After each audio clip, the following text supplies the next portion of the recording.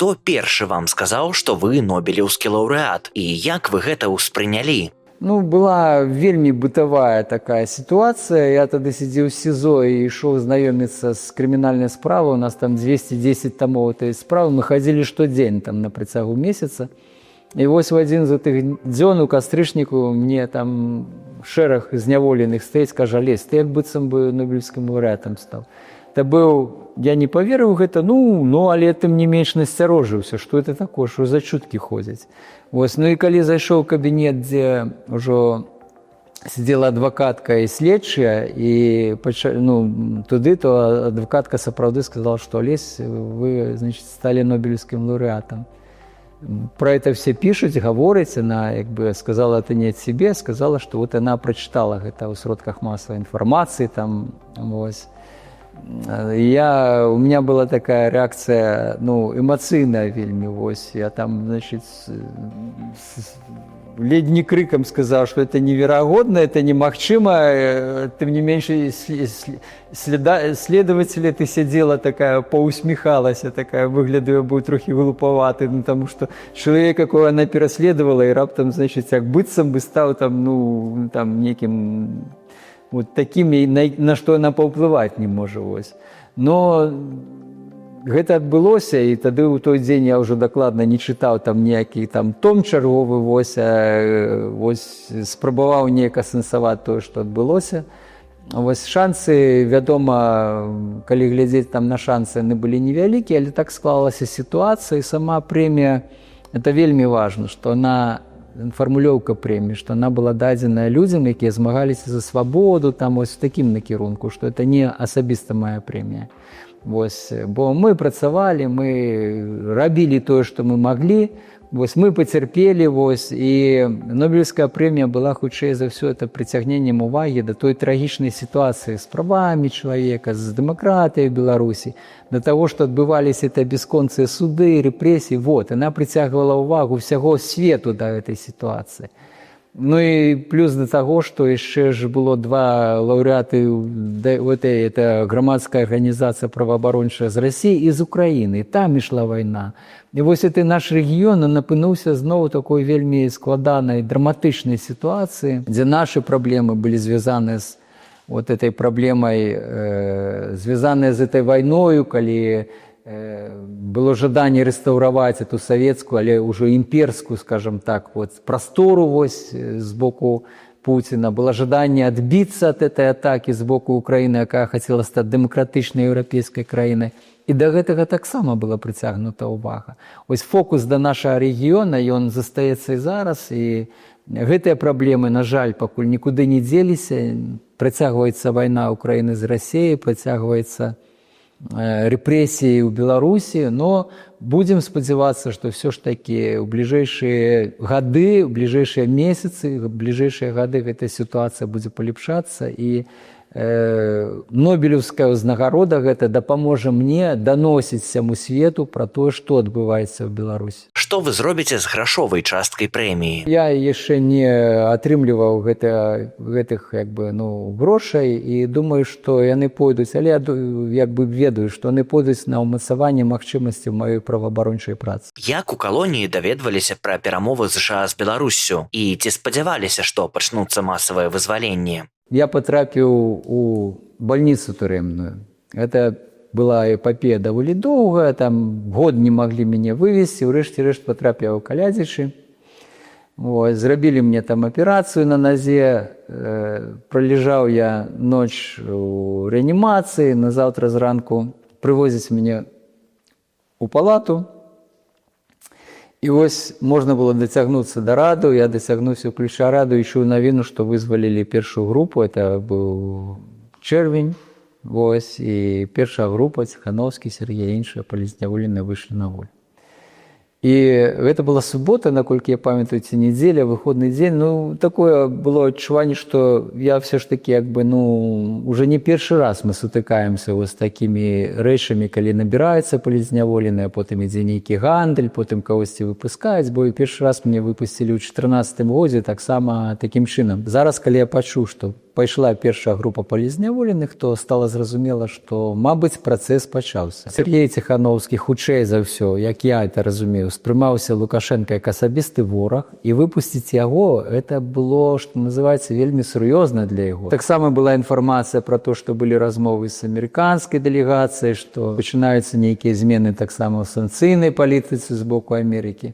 Ну, гэта быў першы сігнал. Вось. І калі я пасля больніцы вярнуўся ў калонію, прывезлі мяне ў горадскую калонію, то таксама як бы адчуў, што вось гэты ціск з боку адміністрацыі, ён стаў, прынамсі ў дачыненні да мяне, ён стаў такі меншы. Гэта не датычылася іншых палізняволеных, яшчэ людзі і былі асуджаныя па 411 артыкуле ў нашай калоніі за такое грубае парушэнне парадку ўнутранага. Таксама палітычныя зняволенні траплялі ў буры, памяшканне крытага тыпу, это турма ў турме. Таксама яны траплялі ў ШИЗА. Але што тычыцца мяне, ўжо было відавочна, што гэты ціск, ён стаў, такі больш, я сказаў бы, мягкі, калі яго можна назваць, таму што любы ціск – это парушэнне тваіх правоў. Але прынамсі там, калі раней я кожны месяц атрымліваў нейкае парушэнне, то тут зараз як бы, на мяне на нейкі час як быццам бы забылі.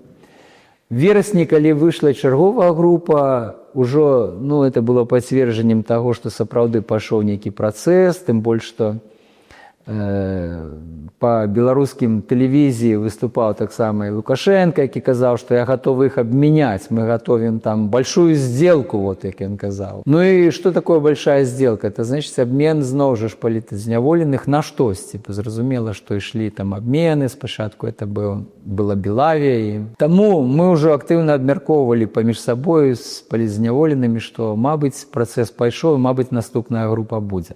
Хаця вялікай веры ў гэта не было, і тут я больше быў такі аптыміст, і больш стараўся глядзець там навіны, аналізаваць эту інфармацыю. Першы прачытаў, што амерыканская дэлегацыя дыпламата збіраецца прыехаць таксама ў снежні, это яшчэ ў лістападзе прайшла ў афіцыйных сродках масавай інфармацыі гэта інфармацыя.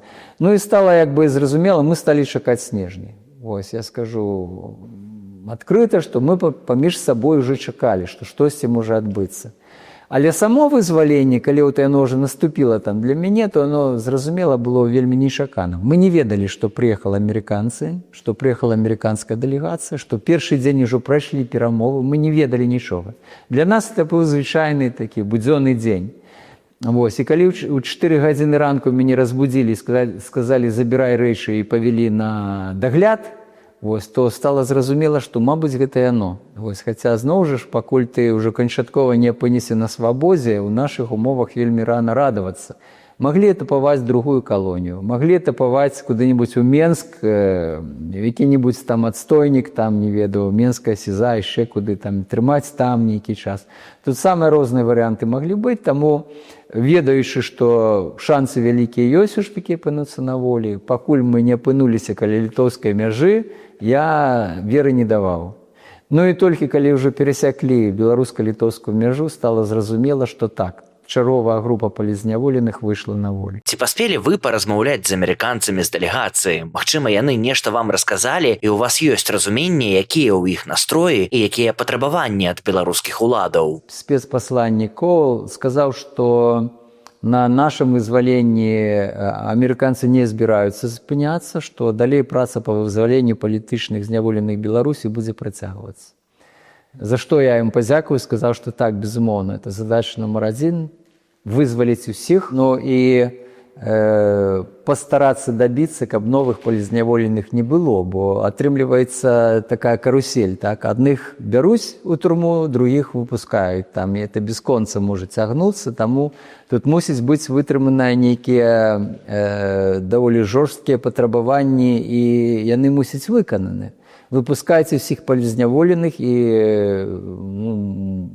не набірайце новых, бо інакш это проста гандаль, і які можа наадварот захочуць беларускія ўлады набіраць новых палітзэкаў, таму што ім трэба адмяняць там санкцыі, трэба палепшаць эканамічныя стасункі, палітычныя стасункі. Яны зараз гавораць пра адкрыццё там амбасадаў, больш актыўную працу, скажам, амбасадаў, прызначэнне амбасадараў. І вось гэта як бы было сказана, таму што сама сустрэча, мы яшчэ знаходзіліся ў такім паўсвядомым стане, вось ты яшчэ едзеш з завязанымі вачыма, і з табой 3 афіцэры едуць у машыне, там, не ведаю, якія на службы там прадстаўлялі. Вось, ты сядаеш у мікрааўтобус, і цябе перавозяць праз мяжу, і натуральна, што багата там пра што гаварыць сэнсоўна было мала. Тут важна было яшчэ самому усвядоміць, што ты ўрэшце рэшт апынуўся на волю. Вось, вот эта твоя эпопея турэмная, она скончылась. Як вы лічыце, увогуле такая здзелка, санкцыя ў абмен на выпуск людзей, гэта добрая рэч? Ну, мяне ахопліваюць супярэчныя пачуцці. З аднаго боку, я сапраўды рады і шчаслівы, што я на волі, я магу бачыць сваю сям'ю, жонку, знаёмых, сяброў, то я магу, ну, рэальна жыць у вольнай краіне, як бы банальна не гучалі гэтыя словы, вось, ну, там, п'янае паветра волі, там, все это такія баналізмы, яны зараз датычацца мяне, таму што я першы дзень, калі пасля зняволення выйшаў у Вільні, прайшоў там на спатканне па Вільні, там сустрэча была прызначана, я рэальна там п'янеў ад гэтага паветра, таму што ты апынаешся, ну, в іншай сітуацыі, вось. Але з другого боку ёсць пачуццё, канешне, прыкрасці пэўнай, таму што, ну, это просто абмен, гандаль, да, вось нас памянялі там на калій. Колькі я каштую, там, тону калія ці там 1000 тонн калія. Ну, от як бы ты атрымліваешся таварам такім абменным. Вось, і яшчэ раз падкрэсліваю, што вельмі спадзяюся, што это першы крок, што пасля вызвалення ўсіх палітычных вязняў будуць наступныя крокі па дэмакратызацыі сітуацыі ў Беларусі, таму што інакш гэты абмен, ён асабіста мне прыемны, но па вялікім рахунку не мае сэнсу. Там памянялі там Зміцера на Саўку, а Саўку там яшчэ на каго-небудзь. Ну, што ж тут? Нам трэба спыняць палітычныя рэпрэсіі, каб не было больш ось такіх сітуацый, якая адбылася з намі, і каб людзі маглі больш-менш вольна жыць у Беларусі. Ёсць меркаванне, што калі б у 2020-м беларусы перамаглі і ўлада ў краіне змянілася б, то, магчыма, і вайны з Украінай не адбылося б. Як вы лічыце, слушная думка ці не? Ну, я думаю, што нам вот это, каб было, да як бы было, тут это умоўны лад, тут трэба з ім паасцярожней, таму што ніколі не можаш улічыць всіх тых фактараў, якія ўзнікалі таксама. Была бы вельмі верагодна акупацыя Беларусі, вот так, як яны зараз паспрабавалі там гвалтам захапіць Украіну, так бы была б верагодна акупацыя Беларусі з боку Расіі. Я лічу, што гісторыю нельга перапісаць. Вот то, што адбылося, можна аналізаваць, можна лічыць, якія памылкі былі. Памылкі я лічу, што па вялікім рахунку памылкаў не было. Была, можа быць, недасведчанасць пэўная, невопытнасць тых людзей, якія вось такім чынам апынуліся на чале вось гэтых перамоваў. Дзесьці, можа быць, была павольнасць, дзесьці не хапіла рашучасці і смеласці. Але што тычыцца вынікаў, то і тут я нават боюся даваць нейкія прагнозы, што вот калі б мы зрабілі так, то мы перамаглі. Это занадта самаўпэўненая ацэнка, вось улічваючы зноў жа, я кажу, што багата ў чым наша палітычная будучыня і ввогуле жыццё Беларусі залежыць ад таго, што адбываецца ў Расіі. Вось это, як это не шкада, як это не парадаксальна, але мы залежым ад таго, што адбываецца ў Расіі, і таму я вельмі перажываю за то, што адбываецца з этой расійска-украінскай вайной, вельмі хацелася, каб яна скончылася, і нейкім чынам все ж таки трансфармацыя вось эта, она наступіла ў перспектыве таксама і ў Расіі. Бо Расія наш сусед, так як мы зараз суседзі там літоўцы кажуць, што мы вельмі хацелі, каб у вас все было добра, тому што нам трэба стабільная Беларусь. Дык нам трэба стабільная дэмакратычная Расія. Хоць зараз про это ніхто не гаворыць, это, можа быць, будзе там праз 100 гадоў, ніхто не ведае, да, як это будзе. Но нам трэба стабільныя ўсходнія, як бы, такія межы, вось, і вельмі, прыкра было будаваць там бастыён, вось, адгароджвацца ад Расіі, так як это, так сказать, зараз робіцца, таму што, гэта нашыя суседзі. Але это вельмі доўгія перспектывы, пра іх зараз таксама рана гаварыць, а тут больш можа быць, у нас гэтыя змены, трансфармацыя ўсё ж такі адбудуцца хутчэй, чым у Расіі, таму што мы, безумоўна, еўрапейская краіна, па настроях людзей, мы, безумоўна, адносімся да еўрапейскай супольнасці. Вельмі вялікае абмеркаванне зараз слоў Віктара Бабарыкі падчас прэс-канферэнцыі. Ён даў інтэрв'ю украінскаму блогеру Владзіміру Золкіну, дзе той пытаўся і пра Крым. Бабарыка не выказаўся адназначна пра Крым, чый ён пра вайну таксама абцякальна сказаў. Як вы паставіліся да яго заяў? У якім разе не збіраюся зараз асуджаць хоць бы каго з палітычных зняволеных. Самае істотнае то, што абсалютная большасць тых, хто сидзеў у зняволенні, не вытрымалі гэта. Это быў вельмі сур'ёзны удар, і вельмі лёгка было зламаць чалавека, маральна пераканаць яго ў тым, што няма ніякіх перспектыў, няма ніякага сэнсу трымаць пазіцыю, прымусіць яго пайсці на супрацоўніцтва. Вельмі мала хто пайшоў на гэта. І это ёсць вялікі гонар для беларускіх палітычных зняволеных і ввогуле для дэмакратычных сілаў. У нас мала перабежчыкаў, у нас мала перавёртышаў. Ёсць такія, не будзем казаць пра іх, але это проста рэальна адзінкі. Тысячы людзей, дзесяткі тысяч людзей, якія падпалі пад гэты вал рэпрэсіяў, яны іх годна вытрымалі. Што тычыцца будучага палітычнага, паглядзім. Людзі выскачылі з вельмі абмежаванай прасторы, з, можа быць, нерастаўленымі палітычнымі акцэнтамі, маючы невялікі палітычны досвед папярэдні, дарэчы, таму што, займаліся зусім іншымі справамі. Вельмі, можа быць, зарана патрабаваць ад іх нейкіх спелых выказванняў. Хаця мне таксама, прыкра, што датычыцца Крыма, вайны з Украінай, это справа абсалютна зразумелая, і мы павінны тыя, хто хоць трохі займаецца адсочваннем сітуацыі, аналізам сітуацыі, то нават там у зняволенні ты мог атрымаць дастатковую інфармацыю, гледзячы 60 мінут, і ту ж самую Скабееву, проста адсейваючы гэты прапагандысцкі лухту, это шумавінне гэта прапагандысцкае, чыста сыходзячы з фактычных нейкіх матэрыялаў, фактуры прымаць нейкія свае рашэнні. У нас, дарэчы, у калоніі мы гэта абмяркоўвалі. Там даволі, я не сказаў бы, это не адзін чалавек, не 10 чалавек, якія займаюцца такую правільную пазіцыю ў адносінах да гэтага канфлікту, успрымаюць Расію як агрэсара, таму што, гэта так, насамрэч, і перажываюць за Украіну. Больш таго, скажу, што некаторыя з вызваленых з нашай калоніі, яны далучыліся да такога вайсковага супраціву на баку Украіны якраз ужо пасля того, як выйшлі з турмы. Да нас даходзілі такія звесткі, што гэтыя людзі ўжо ваююць на баку Украіны у беларускіх гэтых падраздзяленнях ВСУ. І таму цяжка сказаць. Это людзі былі воіны з намі, можа быць, нейкія іншыя прычыны прымусілі яго так гаварыць, я ўсяго не ведаю. Это больш, я думаю, пытанні, якія можна задаць самому Віктару, можа быць, трохі пазней. Не зараз, хай ён наклімаецца, прыйдзе ў сябе праз месяц-другі, я думаю, што, можа быць, больш падрабязна можна будзе яго распытаць наконт этого. Люстэрка выбрала чалавека года. Ім стаў Мікола Статкевіч. Вы ведаеце пра яго ўчынак. Як вы яго ацэньваеце? Гэта высокамужны ўчынак, і на такі ўчынак мог пайсці не кожны, вядома, але ведаючы Міколу сапраўды ўжо больш за 30 гадоў, то хіба што ведаючы ягоную мужную пазіцыю, я разумею, што такое зрабіць мог толькі ён. Таму я гэта цаню, гэта асабісты выбар ягоны, працягваць барацьбу такім чынам, таму што калі ёсць у краіне палітзняволеныя, палітыкі, грамадскія дзеячы, праваабаронцы, это ёсць выразны паказальнік той, што ў краіне адбываецца. Што ў краіне ёсць вялізныя праблемы з правамі чалавека, што тычыцца Беларусі, то іх ввогуле там няма, можна сказаць зараз, што ёсць дыктатура, што ёсць, якая трымае палітычных сваіх апанентаў у турмах.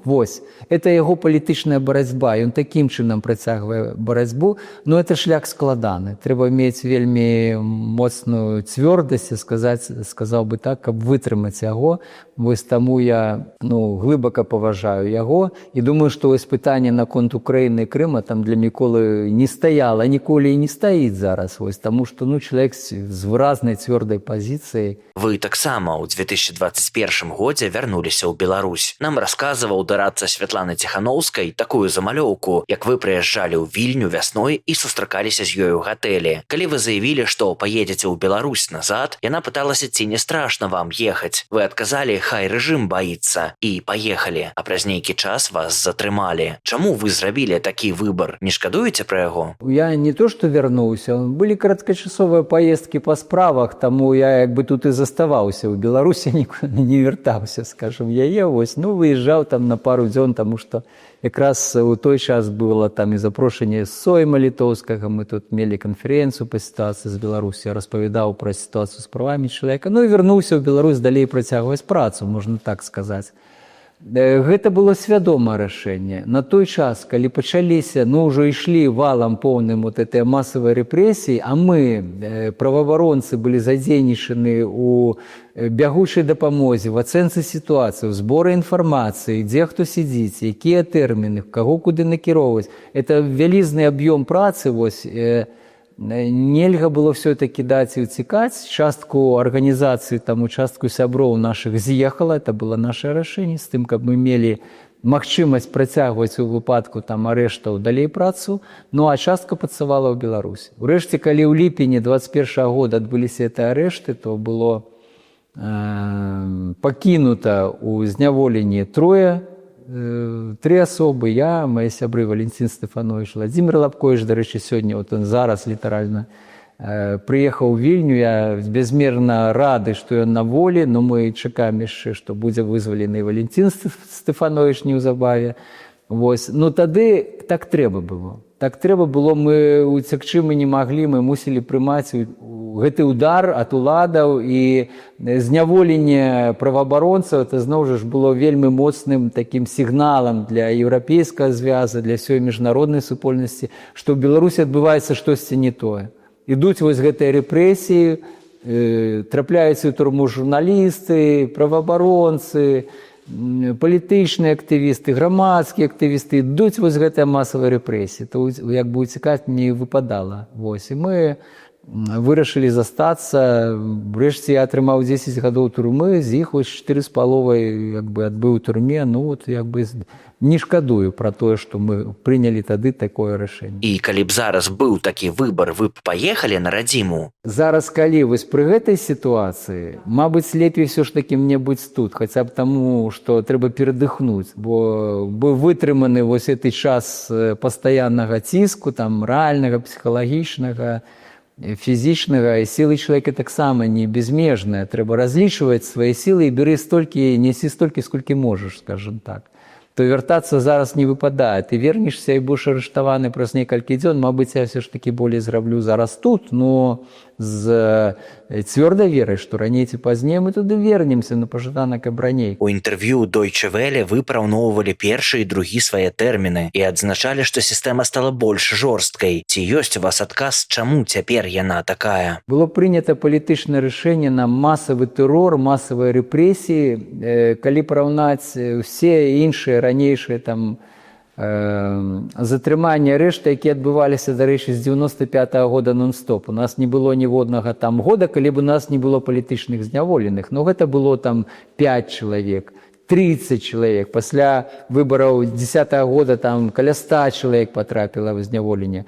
Это не тысячы былі, як зараз. То зараз было прынята палітычнае рашэнне ўсё ж такі канчаткова расправіцца з тымі расткамі дэмакратыі, з дэмакратычна настроенымі актывістамі, з журналістамі, з грамадзянскай супольнасцю ў Беларусі. Проста прынялі палітычнае рашэнне выкрэсліць вось эту дэмакратычную частку беларускага грамадства. Рашэнне злачыннае адназначна. Это проста злачынства супраць свайго народа, якое ніякім чынам не ўмацоўвае ні аўтарытэт, ні магчымасці тых уладаў. Нейкі час яны яшчэ пабудуць, але далей я перакананы, што перспектываў, нейкіх сур'ёзных перспектываў для гэтай улады няма. З уладамі зразумела, але вось, напрыклад, выканаўцы — гэта звычайныя беларусы. Мы ўсе з адной краіны. Чаму яны ідуць на гэта? Адказ самы звычайны, таму што людзі, па-перша, прыстасоўваюцца да розных сітуацый. Па-другае, ёсць частка людзей, якія шукае канкрэтную выгаду для сябе. Хтосьці будуе кар'еру.